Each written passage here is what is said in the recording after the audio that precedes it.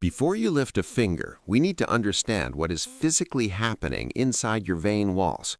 When you stand, gravity pulls blood down. In a healthy leg, valves stop it. In your leg, blood pools and creates hydrostatic pressure. Think of it like a water balloon being overfilled. The pressure stretches the vein wall so wide that the valves can't touch anymore. A landmark analysis from the Cleveland Clinic found that before you can exercise, you must relieve this pressure first. They found that temporary gravity-assisted relief reduces ankle swelling within minutes, even before you start moving. This is called transient venous decompression. It basically resets the system so your valves have a fighting chance to close. If you skip this step, every other exercise we do today will fail because you're fighting against gravity. Here is exactly how to do it. Find a clear space on the floor near a wall or a sturdy couch. You don't need a gym mat, a carpet is fine. Scoot your hips until they're about 6 inches away from the wall. You don't want to be touching it directly or you'll strain your hamstrings. Gently swing your legs up. Keep a soft bend in your knees. If your legs are shaking, you're too close to the wall. Scoot back. Now, the most important part. Unclench your jaw. Drop your shoulders away from your ears. Let gravity do 100% of the work. Stay here for exactly 3 minutes. Close your eyes and visualize the old, stale blood draining out of your ankles and back to your heart. You might feel a slight cooling sensation or a tingling release. That is the hydrostatic pressure dropping to 0. But be warned, this is only the reset. If you stand up now, gravity will just refill the veins instantly. Do not take your legs down yet. We're moving immediately into exercise number 4, the elevated ankle pump. Surgeons call this the valve reset starter. This is where the real change begins, even if it doesn't look like much.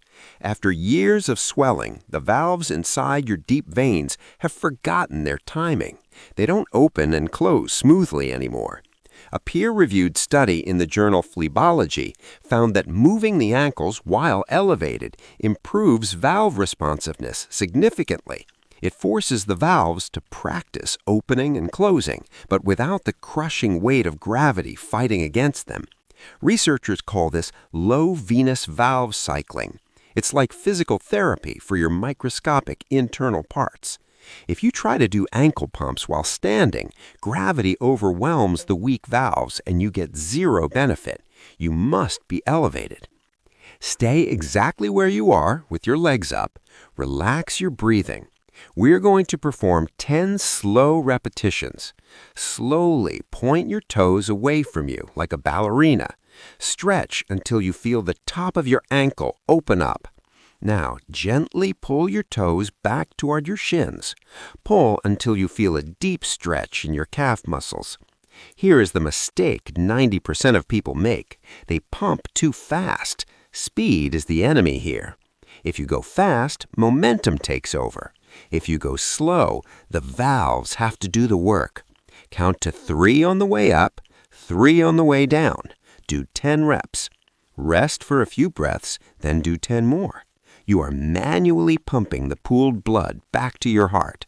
As this becomes easier over time, your valves are literally relearning how to seal tight. Okay, take your time coming out of the leg up pose. Gently roll to your side and rest there for a moment before sitting up.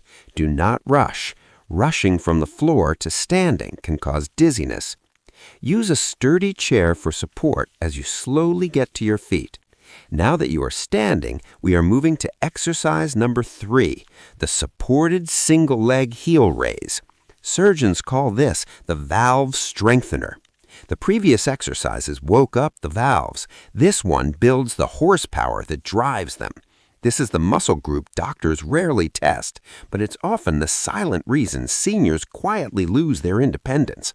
A landmark report from the National Institute on Aging found that calf strength is one of the strongest predictors of maintaining mobility after 60.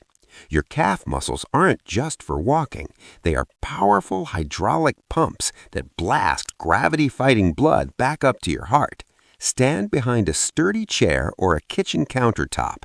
Place both hands lightly on the surface for balance. This is not a balance test. Safety comes first. Now, lift one foot off the ground so you're standing on just one leg.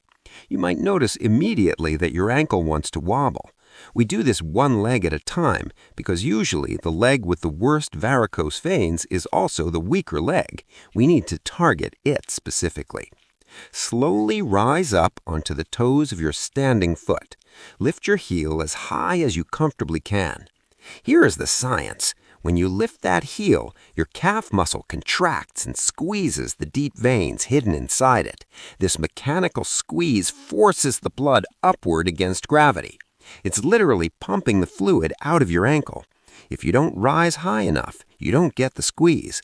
Aim for a full range of motion, but listen to your body. Now hold that top position. Don't drop down yet. Count with me. 1, 2, 3. This 3-second hold is the secret. It keeps the deep veins compressed long enough to force the blood all the way up to your heart. If you just bounce up and down, you're only moving the blood an inch. You need the sustained pressure to move it a foot. Now, lower your heel slowly. Take exactly 3 seconds to touch the floor. Fight gravity on the way down. Perform 8 to 10 reps on this leg. If you feel a burn, that is good. That is your pump getting stronger. Once you finish the weak leg, switch sides. But remember, the goal is control, not speed. We are now ready for exercise number 2. This is a unique variation that targets a hidden valve behind your knee. We are now at exercise number 2, the knee bend calf pump. This looks similar to the last one, but it changes everything inside your leg. When your leg is straight, you're mostly using the big outer muscle, the gastrocnemius. But when you bend your knee, you turn off that outer muscle. This forces a deeper muscle to take over, the soleus. Surgeons call the soleus the second heart of the body. Why? Because inside this deep muscle are large reservoirs called soleal sinuses. This is where blood loves to hide, pool, and form clots. Standard walking does not fully empty these deep pockets. You have to mechanically squeeze them by bending the knee. If you have deep aching in your legs that won't go away, it is often because this specific pump is asleep. Here is the proper setup. You can do this on 2 feet or 1, but today we'll start with 2 feet for stability. Stand with your feet hip-width apart, holding your chair. Now, I want you to bend your knees slightly, as if you were about to sit on a bar stool. Freeze right there. This is your starting position. Throughout the entire movement, your head should not go up and down. Now, while keeping your knees bent, lift your heels off the floor. Push up onto your toes, but do not straighten your legs. This is much harder than it looks. You'll feel a different kind of burn, lower down, closer to your Achilles tendon. That burn is your second heart waking up. It's squeezing the old stagnant blood out of those deep pockets. Perform 10 reps here. If your knees start to hurt, don't bend as deep. A small bend is enough to engage the muscle. We are now entering the final stretch. We have arrived at movement number 1, the grand finale that surgeons rely on most. Here it is, movement number 1, the standing calf pump hold. It doesn't look impressive, but what it does inside your body is medical grade. Once you understand this movement, you'll see why vascular surgeons around the world rely on it almost like a prescription. This is the most direct way to force blood back to the heart without medication. Your calves are not just muscles, they are pressure pumps, but most seniors never fully activate them because they skip one tiny detail. Walking doesn't fully do it. Ankle pumps prepare the system, but this is the heavy lifting that clears the congestion. It taps into a mechanism most people don't even know exists, the muscle pump effect, and it only works if you use the hold. We are going to perform this with strict form. This is the one that will keep you independent in your 80s. Stand behind your chair holding lightly for balance, feet hip-width apart. Look straight ahead, not down at your feet. Slowly rise up onto the balls of your feet. Lift your heels as high as possible. Imagine a string pulling the top of your head toward the ceiling. Now pause. Do not drop yet. Hold this top position for 5 full seconds. 1, 2, 3, 4, 5. Why are we holding? Because it takes time for the blood to travel from your ankle all the way up to your heart. You're keeping the door open. Now, lower slowly for a count of 3. 1, 2, 3. Touch the floor gently. Do not crash down. That was 1 rep. We are going to aim for 10. If you can only do 5 today, that's fine. Quality beats quantity. Now you have just learned the 5 movements that surgeons use to save legs. But there's one final piece of the puzzle: consistency.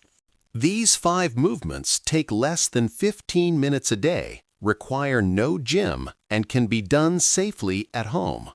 But they only work if you do them. Walking is still valuable. Keep doing it. But walking alone leaves critical gaps. It doesn't activate the pumps that empty your deep veins. I want to hear from you. Which of these exercises surprised you the most, or which one felt the hardest? Tell me in the comments below. We read every single comment, and your feedback helps us save more legs. Now, you have fixed the mechanics of your blood flow, but if you are eating the wrong foods, your veins are still inflamed from the inside out. There are 5 specific healthy foods that are secretly causing inflammation and kidney stress in seniors. You need to stop eating them today. Click this video right here to discover the toxic superfoods you must avoid after age 60. I'll see you there.